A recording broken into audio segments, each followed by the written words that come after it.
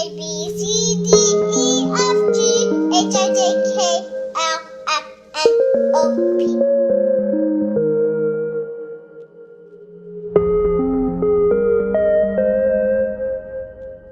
Truly heartbreaking. We are learning that Madeline Soto's body was found right near where I am standing on Hickory Tree Road.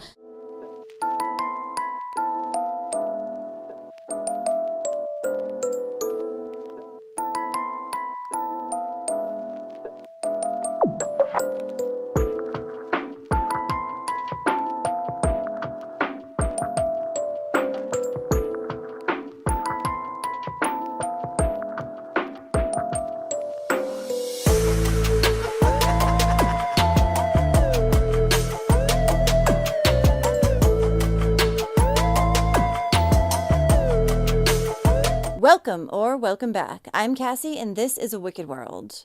The story I have for you today is one that's been in the news a lot recently. It's about a young girl who had just celebrated her 13th birthday party when she was suddenly killed. And by someone her mother trusted to be around her each and every day. But did her mother willingly put her in the hands of this predator? This is the story of Madeline Soto.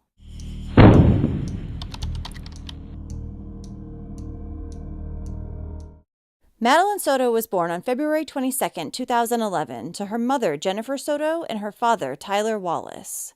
She loved the movie Lilo and Stitch, playing the flute, going fishing, and she adored all animals. Madeline was said to be a sweet girl who was always kind to others and had no problems with anyone. She was loving, silly, and confident. Madeline, however, did deal with her ongoing anxiety and ADHD, and she had difficulties managing it at times, but always tried her best to internalize these struggles. Jennifer, Maddie's mother, also struggled with her own mental health as she had bipolar disorder and was heavily medicated for it, but still often had difficulties. Now, Madeline's biological father, Tyler, who lives in Texas, had actually been engaged to a woman named Tatiana, but when they briefly ended their engagement in early 2010, Tyler had essentially made Jen Soto his rebound. It was then that Jen had gotten pregnant with Madeline, and shortly after finding out that she was pregnant, Tyler would reconcile with Tatiana, and they would get married just a few months after Madeline was born, in April of 2011. Madeline would then go to visit her father for a few weeks each summer. The teen, however, lived with her mother, Jen Soto, full-time in their condo located in Kissimmee, Florida, just a few minutes away from Disney World. They also lived there with two other roommates. And around the time that Madeline was 7 years old, in 2018, her mother, Jennifer, began dating a man named Stephen Stearns. 37-year-old Stephen Stearns was for a time employed at nearby Disney World as a cast member. But in more recent years, he hadn't been working at all. He came from a rich family, and he had gone straight from living with his parents in their $1 million home to living with Jennifer and Madeline in their Kissimmee condo. On the evening of February 25, 2024, Madeline's grandmother threw her a 13th birthday party at her house. Following the party, Maddie's aunt would drive her back home. Now, neither Jen or Stephen had attended the birthday party that night because apparently Jen had been working from 2 to 10 p.m. and Stephen hadn't been invited because he didn't get along with Jen's mother, Madeline's grandmother. Madeline would get back home around 10 p.m., and her mother, Jen, would arrive back around 11. Apparently, by the time Jen got back home, Stephen was also already there. But something happened between that time and the following afternoon, because that's when Maddie would be reported as missing after she hadn't made it to school that day. Jennifer wouldn't find out about her daughter disappearing until around 4:30 in the afternoon, when she went to school to pick her up, and was told by staff that Maddie had never arrived that morning. Apparently, it was in the school's policy to contact parents after school was done to let them know about their child being absent, rather than earlier in the morning, which has since changed. Jen and Stephen would report Madeline as missing around 8 p.m. that night, and when they did, the girl's mother would tell police that her daughter had never run away from home before, and she had last seen Madeline the night prior, shortly before she headed to bed, around 11 p.m. It was later discovered that Madeline had wanted to run away from home and live in the woods, though police did not know why. Hey there. Hey there. What's going on? So, my daughter was dropped off close to school this morning, but never made it. I went to pick her up from school. I'm sorry, one second. Yeah. Okay. All right. So she was supposed to be dropped off at school, didn't make it to school. Didn't make it to school. I went to pick her up from school today, Okay. and she never came out.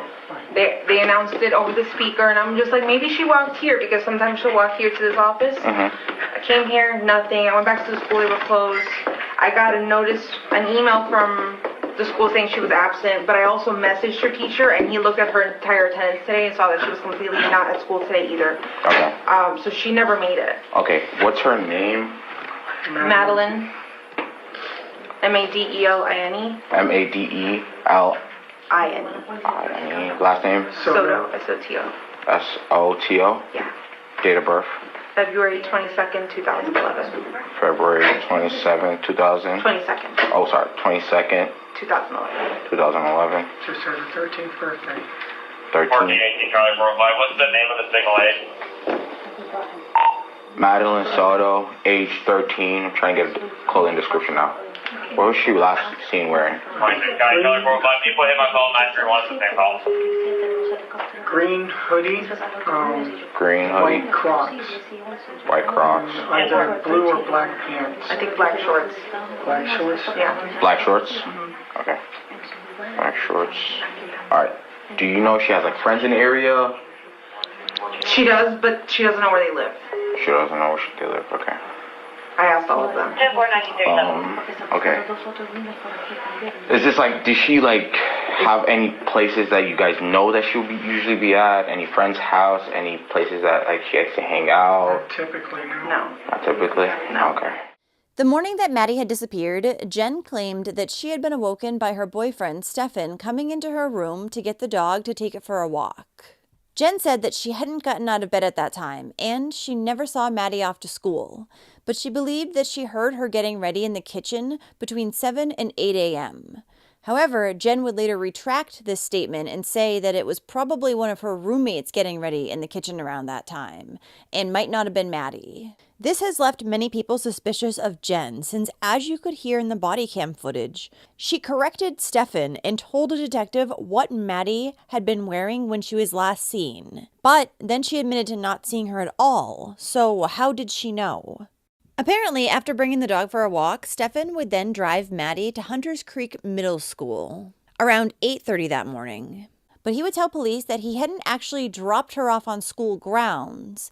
Instead, he had dropped her off a few blocks away, near the Peace United Methodist Church on Town Boulevard in Kissimmee. According to Stefan, this was because Madeline was embarrassed about the car that he was driving, and she had requested that he drop her off there. He also suggested to authorities that maybe Madeline had just never made it to school. I dropped her off. Everything looked fine when I drove away. It's the last time we saw her. What were the conversations that y'all had in the car when you dropped her off? Not much. She was asleep for most of the way. Told her have a good day at school when she got out, and I love her. She said thanks, love you too. That was it. And so where do you think she could possibly be? I mean, this isn't, as I was told, this isn't normal behavior. This is not normal behavior. She's not the type that would just run off. We don't know where she could be, and we're scared. We just want her home. Are you, in a sense, blaming yourself? It's hard not to. It just keeps coming in waves. Just the reality keeps hitting. And we don't know where she is. We don't know if she's safe. We're just scared. We just want her home. Conflicting reports here and there. People say they see this or that. None of it's conclusive and none of it's helpful. We just want our baby girl back.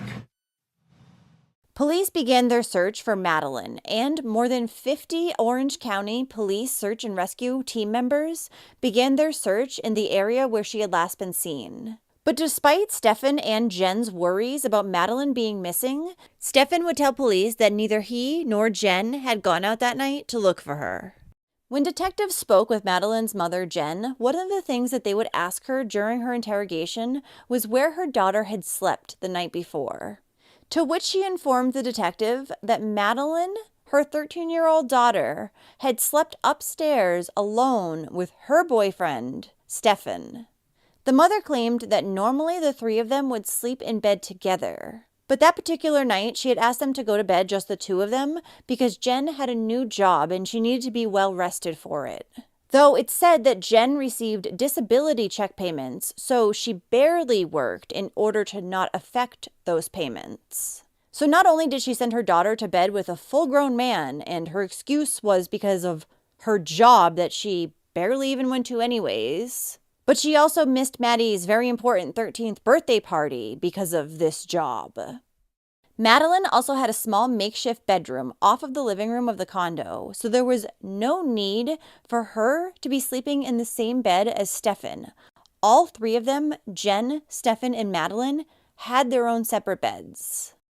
But according to Jen, it wasn't uncommon for her daughter to sleep with Stefan when she was home and sometimes when she wasn't. Jennifer also added that she had a lot of anxiety, so it would make it difficult for her to sleep in bed with other people some nights.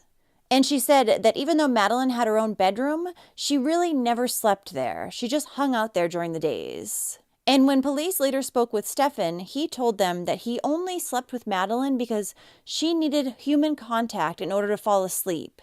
He referred to it as snuggling her. What are the sleeping arrangements? He sleeps in. Okay. Did she sleep in her bed Sunday night? No. I was just back. I'd been away for a couple months. Be in the same bed together, so we get some serious sleep. So she said no to that and suggested that the guest room upstairs had a big enough bed. So some snuggle cuddle time that would suffice, and Jen would get to sleep in peace. Okay. So you say snuggle time. What does that mean? Like to be alone. She is extremely dependent. She does not like to be alone at all. She needs human presence around her. Basically. Gotcha. We've been trying to wean her off of that, but it's been difficult. Apparently, there was a woman who had once worked with and dated Stefan in late 2022 and said that around then he had broken up with Jen, and that's when she had started dating him. But he would never spend any nights at her house. He would always return back to the Soto house, saying that Madeline and Jen couldn't sleep without him there. Stefan also confessed to this woman that he would sleep in the same bed as Madeline, and one morning he had woken up with a boner, so he had to quickly turn around in bed. After finding out this information, the woman was very uncomfortable and stopped talking to Stefan.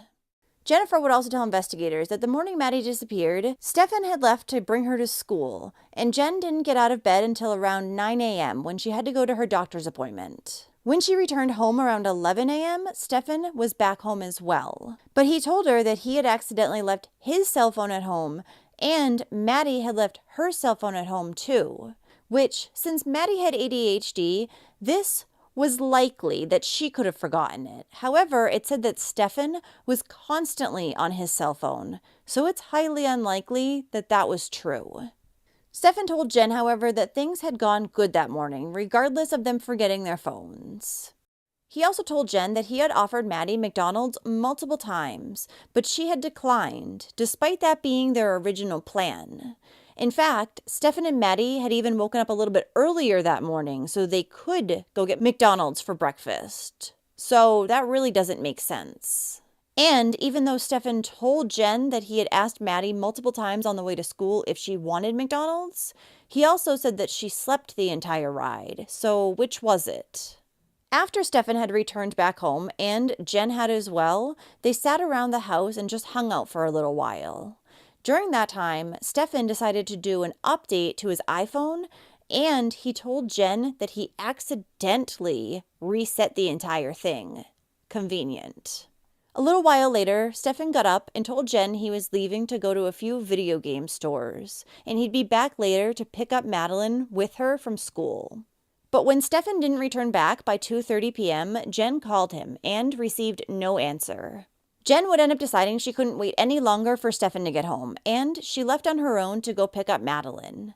About 10 minutes after she left, Stefan would call and say, "Sorry, I accidentally left my phone at home again." While he'd been gone, he also told Jen that he had gotten a flat tire on Interstate 192. And despite Stefan earlier telling detectives that neither he nor Jennifer had gone out that night to search for Maddie, Jennifer said that Stefan had actually told her he was taking her car, a Nissan Sentra, and going out to look for Maddie. Stefan had claimed that he had driven up and down Route 192 looking for the girl, but didn't say exactly where. It would later be discovered that he had gone all the way up to Northport, Florida, where his parents live, for unknown reasons. The following day, Jen woke up early to call as many resources as she could to help in the search for her daughter, while Stefan slept in most of the day. When police spoke with one of Jennifer's roommates, she said that she had gotten home around 11:30 p.m. the night before Madeline had been reported as missing. When she got home, she didn't see anyone in the downstairs, but she heard people upstairs. This roommate had then gone to bed at 2:30, and when she did, she said that she heard someone in the bedroom where Stefan normally slept, and it sounded like someone putting something on a table. The same roommate said that she had seen Stefan the following morning around 10:30 a.m., and when she did, he was acting odd and going up and down the stairs and in and out of the condo multiple times. He was also washing clothes, which the roommate said was weird because she had never seen him do that before. On the night that Maddie had been reported as missing, police also took his phone into evidence to search through it since he had been the last known person to see Madeline. And on the ride home from the police station, he seemed very nervous. Jen, however, also believed that police were targeting the wrong guy, so she decided to call up Stefan's father and tell him that she thought he needed a lawyer at that point. Then, 2 days after Maddie had disappeared, Stefan Stearns was arrested by the Kissimmee Police Department. However, it was not in connection with Madeline's disappearance. It was on charges of SA and possession of CP. Police had searched through Stefan's phone, and when they did, they found many images of him SAing little Madeline, going back for at least 2 years. From what I understand, that you gave the deputies consent to look through your phone. You did? Okay. And you voluntarily gave it to them so they could bring it here to do the extraction and stuff like that. Okay. What do you think was on the phone? Text messages. Mm-hmm. Emails. Phone stuff. Pictures? Oh, yeah. What kind of pictures were on there? Training card pictures, lightsaber pictures, Disney pictures. Do you have a Google account? Yeah. Do you save pictures to your Google account? Sometimes. Yeah. Or is it automatically? I know sometimes phones sync to a cloud and... Yeah, I think it backs up to Google. Here's where I'm going to be brutally honest with you. There's your phone. And I'm pretty sure you know what some of those pictures are about. You're a very intelligent person. And I don't want you to discredit yourself by saying you don't know about all the pictures that are on your phone. You understand what I'm saying?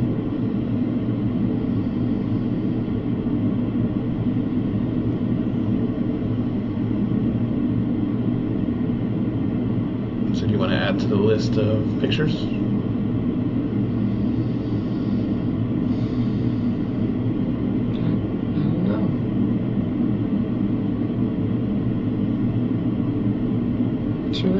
Should I be talking with a lawyer right now? I can't answer that question. My sole purpose right now is to see if I can find, and I'm really hoping you can help me. Okay. Well, I'd like to try to help, but I feel like I should probably have a lawyer present at this point. So you're wanting an attorney? Yeah, I think so. Okay. That can happen. I want to let you know you're not free to leave. You're being detained, okay?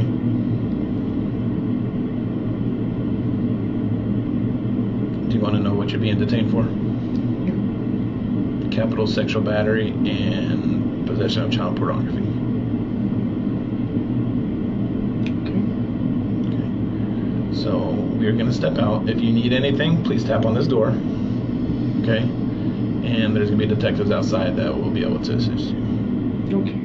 They had also found that Stefan had searched the term sevoflurane and show up in a drug test weeks prior to Maddie's disappearance. This drug is an anesthetic that can cause hypnosis and amnesia, but it's typically used in medical treatments. Investigators served a search warrant on Jennifer's condo, and they noticed that the rooms in the photos matched the backgrounds found in some of the CP images in Stefan's phone. Investigators also added that in Stefan's phone, they found a photo of one of Madeline's mother's roommates nude in the bathroom, and she said she had not permitted Stefan to take that photo. So even though Stefan had accidentally reset his entire iPhone, luckily, police had been able to recover a lot of information. Detectives brought Jen Soto in for another interrogation, and during this time, she would tell them that she did not believe Stefan had anything to do with her daughter's disappearance. However, after being shown photos of Stefan S.A.ing her daughter, she now believed that he was guilty, she said. Jen went on to call Stefan a master liar and manipulator. She also said he would get angry and irritable about things and was very negative most of the time. However, he only ever got mad at Madeline when it came to parenting things. Jen was then shown some pictures that police had recovered from traffic cameras the day that Madeline went missing, and they informed her that their investigation had now shifted from a missing person to a homicide, as they believed that Madeline was deceased. Once she was informed of this, Jennifer sat silent for a few moments, then began to cry. The photos that authorities had showed Jen depicted her daughter Madeline sitting in the front seat of the car that Stefan was driving, and she did not look like she was alive. Her head was slumped over to her left shoulder, and her mouth was wide open. Now, Stefan had previously told investigators exactly where he had gone on the day Madeline disappeared, but what police found was not consistent with what he had told them. Stefan's car had been seen on multiple traffic cameras, and his route did not match the one that was found in his Google Drive locations. Authorities knew that Stefan had never dropped off Madeline for school that day and believed that she had actually been dead in the car the entire time. A camera at their condo complex had captured Stefan throwing Madeline's backpack and school-issued laptop into the dumpster at 7:30 on February 26th. These were later recovered by detectives, and a trash bag with one of Madeline's white Croc shoes was also recovered. The other white Croc was found right in Jen's room. These were the shoes both Jen and Stefan had said that Maddie was last seen wearing. Stefan was again seen returning to the condo complex at 8:19 a.m., and at that time, Maddie was also seen in the car, but she did not look alive. Around 9:40 that morning, Stefan's car was seen on camera entering the parking garage near Holiday Inn Club Vacations on South John Young Parkway. He was seen walking to the passenger side of the vehicle, opening the door, then he proceeded to carry what appeared to be a limp female body to the trunk of the car. Now, during Jen's interrogation, she told police that when Stefan first moved into the condo with her and Maddie, there was a rule in place that Maddie was not to sleep in the same bed as Stefan. Why you would need a rule for that, I don't quite understand. She said that soon Maddie began asking for sleepovers with Stefan, though, which included eating popcorn, watching a movie, and then falling asleep together in bed. And she began to allow this because of how well Maddie and Stefan got along. But sometimes Stefan would be in just his boxers, and other times he would wake up cuddling Madeline. When Jen was asked by investigators during her interrogation if she thought that was weird, she said no. Jen additionally denied knowing anything about the ongoing victimization of her daughter, Madeline. And she said that while if Stefan had murdered her daughter, that was evil, the sex stuff wasn't evil. To the detective, it seemed like Jen had already accepted the victimization of her daughter, and her emotions during the interview just seemed fake. If anything, she was a little bit more open with Stefan because she told him about a boy she had a crush on. Okay. And that his name was. And she described him. And Stefan's like, "Are you aware that she has a crush on a boy?" I said, "No." And he's like, "Yeah." She told me his name, that he's tall and that she likes his fluffy hair. When was this? Do you remember when this conversation happened?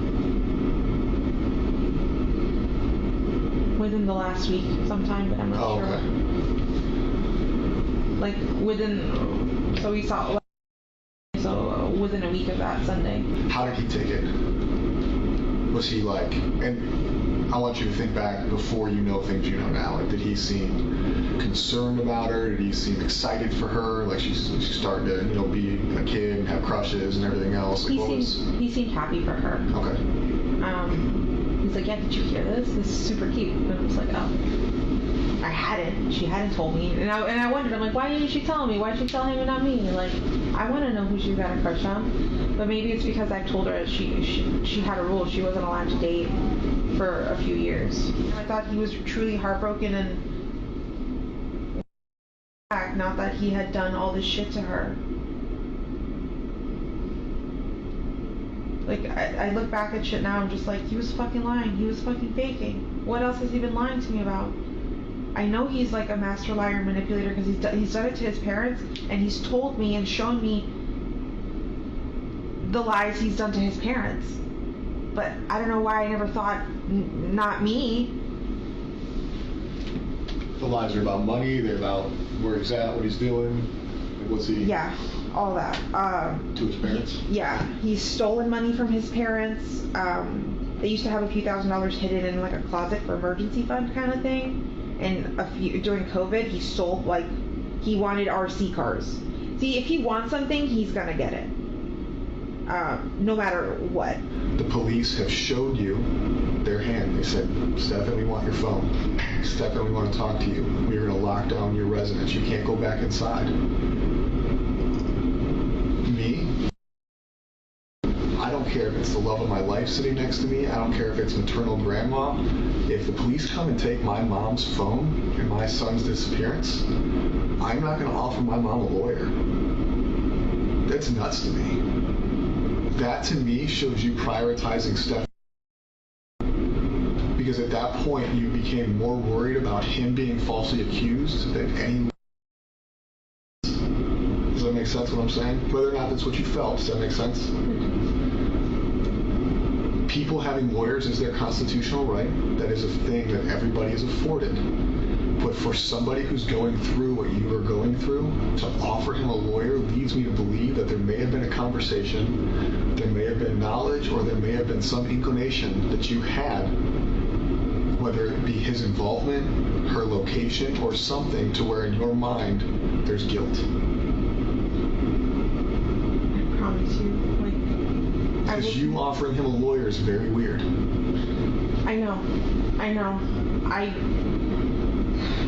That was still me under the assumption that I think at one point you guys interviewed me, and when you guys showed me the picture of her, I believed the sexual stuff, but I didn't want to believe that he had done anything evil to her. I'm like, no, what if he did this stuff fine, but what if she's still missing out there? What if somebody took her? I still wanted to believe I believed him. I believed his whole story. So I was just like, I kept repeating that part. I'm just like, what if she did get dropped off? What if she got abducted? What if she's missing? But that was me assuming that you guys had the wrong guy. I wanted to think he was a good guy still, but clearly he's not. After everything you guys have told me and have shown me, I know he's the worst person on this face of the earth. We know that now. We know he's a piece of shit now. I know. But you didn't know that then. I didn't. Then you offered a guy who the police suspected of kidnapping, abducting, assisting the disappearance. Offered him a lawyer. to roundtable that, you went back to what you just said is the sex stuff is fine. It's not fine. Hold on. If I knew anything, I promise you, I would tell you. Like, I am willing to take a lie detector test, whatever the fuck you want, but I don't know anything. He's never mentioned anything. I've never seen any signs. I tried watching her like a hawk. I thought I was doing a good job, but I wasn't. I was oblivious to everything. 4 years? Minimum. That's just how that far back the cloud goes. And I find it hard to believe for me that you were so worried about how many pills she took at night, but not where she slept or what relationship she was. His interest in her. I thought we were all safe. I thought because in that he hadn't shown me anything so far, like everything seems fine. Like he seemed like he treated her like he treats you. The mother also said that she was afraid of a Woody Allen type situation occurring, referring to Woody Allen, who fell in love with and ended up marrying his younger stepdaughter. But why you would ever have that on your mind as a mother unless you knew something was going on in the house, I'm not sure. Jennifer also told the investigators that she had broken up with Stefan in December of 2022 because he was so messy. But she continued to let him live in the house because he was her best friend. Well, his messiness stays too. Not sure if she realizes that. But after they broke up, Stefan had moved to the upstairs bedroom where he continued to live until December of 2023. And at that point, he moved out and moved back in with his parents in Northport, Florida. So at the time Maddie went missing, he was apparently just there to bring her to school the next morning because Jen was too tired. Detectives would then present Jen with the theory that maybe her daughter Madeline was pregnant at the time that she had died. She didn't die naturally. She didn't overdose. She didn't have a heart attack. We circled murder on Monday. Something had to cause that. He's been having unrestricted sexual activity for a long time. He's getting what he wants from her, probably from you, and who knows whoever else, right? So it's not like he woke up or went to bed Sunday and he was like, you know what? I'm done with this, but I'm going to kill her. Something happened. People don't just wake up and like, you know what? They leave people. They break up with people. But usually things cause people to snap. Now, what? You know what? And I'm in trouble, or I feel like I'm gonna, or him being out. We can go even worse. She's pregnant. That's what questions last night led me to believe when we started talking about her period. I was told that her and her friend, and granted, I'm male, never had a period, but that somebody found it weird that they were no longer on the same cycle. Could be different because she's a teenage girl. Could be that she missed her period. Have you ever found a pregnancy test at home that wasn't yours? I have 2 underneath the bathroom sink, but I haven't seen if they're still there or not. On the same day as Jen's interview on March 1st, authorities were contacted by a man who had seen a news conference and wanted to report seeing Stefan's car on the day Maddie had gone missing. The man said that he had seen this car around 1:30 p.m. on February 26th, pulled off to the side of the road on Hickory Tree Road. He told law enforcement that the man was outside of the car with a tire iron in his hand. And he said this man looked scared, but he assumed that it was just because he was stranded by the side of the road with a flat tire. Law enforcement was also able to obtain video surveillance footage from the street over from Hickory Tree Road, and they saw a car that looked just like Stefan's going down Hickory Tree Road around 2 p.m. Police then went out to this rural area of Osceola County and looked for any signs of Maddie. There, they spotted locked gates on the east and west sides of the road. After the property owner unlocked them, it was only a few minutes of walking around before they noticed a pair of blue jeans and ultimately Madeline's body. She was found tucked behind a line of bamboo trees off of Hickory Tree Road. The teenager had been found wearing a green hoodie, blue jeans, and white socks, which were clean on the bottom, indicating that she did not walk anywhere on her own. There was also dried grass and hay on top of her body. Since the area where Maddie's body had been found had been locked and the lock was not tampered with, Stefan would have had to have lifted her body up over some barbed wire and dropped it down before then getting over to the other side himself and moving her body to where it was found. Madeline Soto's body was then transported to the medical examiner's office, where it was determined that she had died of strangulation, and her manner of death was homicide.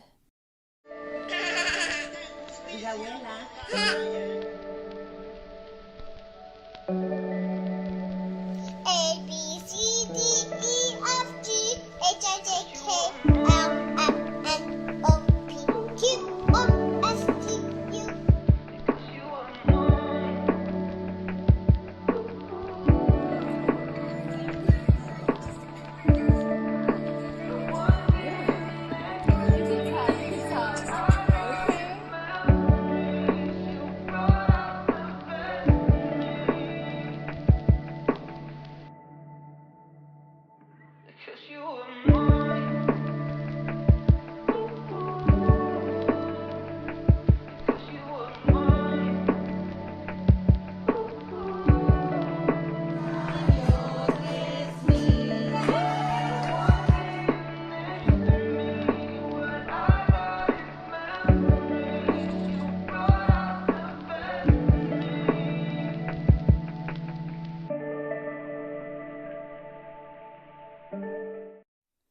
After police found Madeline's body and they contacted Jennifer to tell her about the latest update, she began to cry. She then handed the phone over to Madeline's biological father, Tyler, who had arrived from Texas.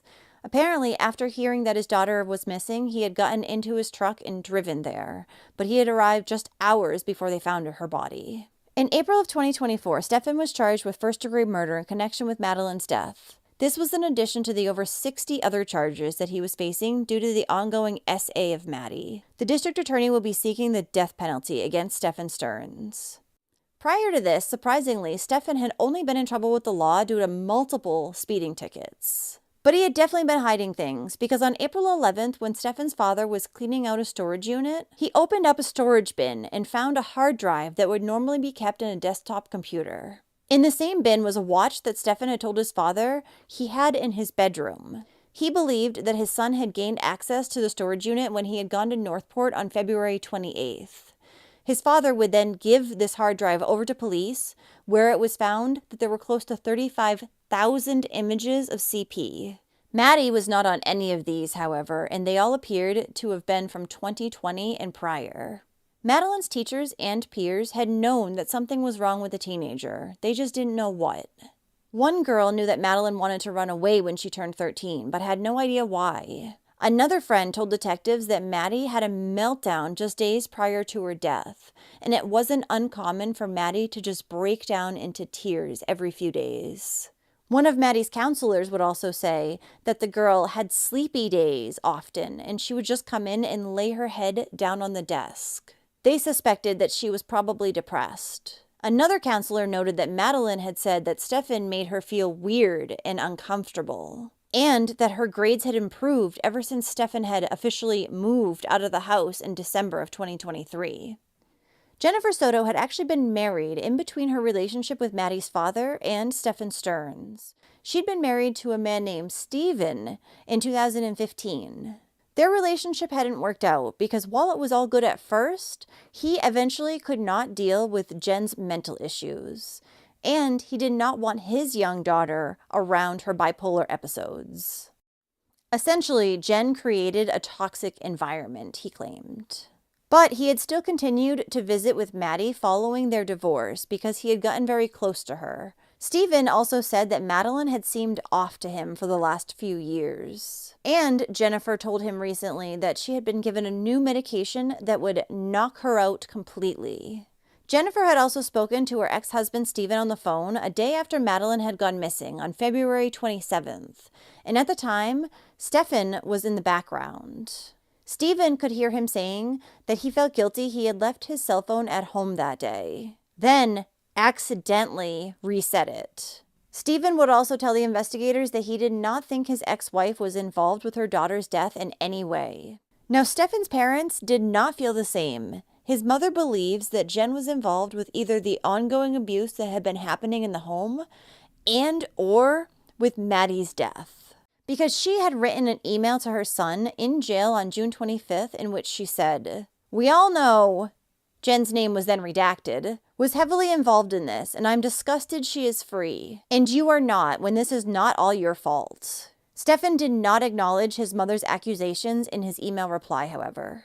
While he was also in jail, Stefan's father would confront his son and ask him why he had been to Northport just days before he had gone to jail. Stefan told him he had to grab a few things and get his ducks in a row. He said, "Kind of prepare myself for whatever was coming, but I couldn't find what I was looking for." Stefan's father also stated he wishes he knew how the whole situation had come about. And Stefan said to him, "Well, I didn't start it." At that point, Stefan's father pointed out that Stefan did participate, and Stefan said, "Yeah." So at no point during the conversation did Stefan deny killing Madeline. Now, Stefan's parents had been made aware of the fact that Stefan was sleeping in the same bed as Madeline, and Jennifer had been allowing it. His mother said in an interview with detectives, "Of course it would weird anyone out. A little girl sleeping with a man that's not her dad? It sounds weird. I trusted him enough to let it happen." Stefan's parents also said during the interview that Stefan often had lots of money and was constantly spending it, but he had no job. The only thing that we knew that was wrong, and we addressed it immediately, was when we became aware of the co-sleeping arrangements. And they were here at our house.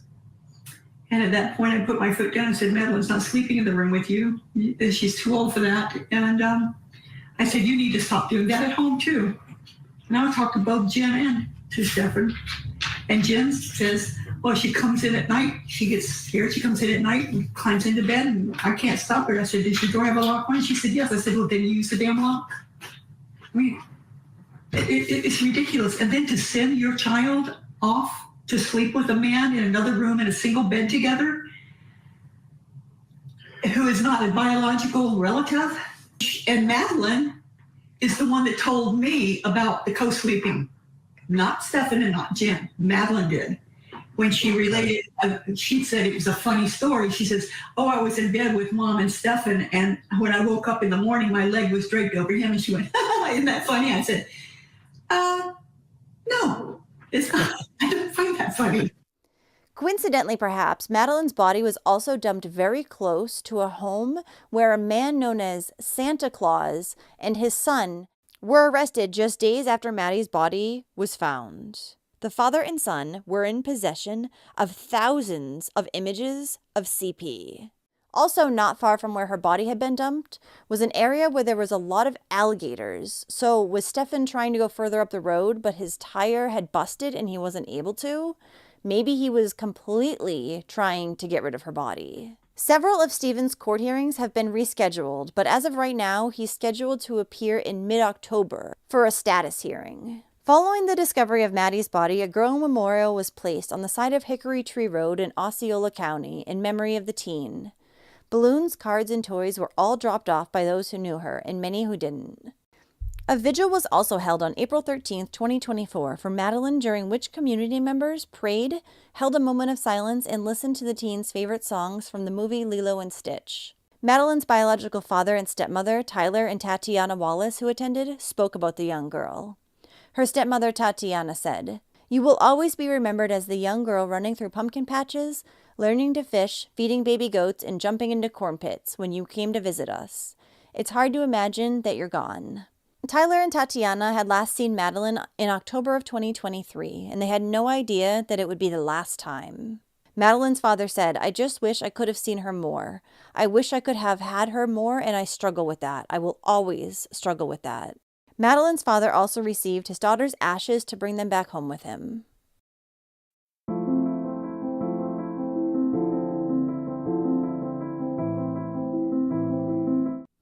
Well, thank you for listening to Madeline's story today.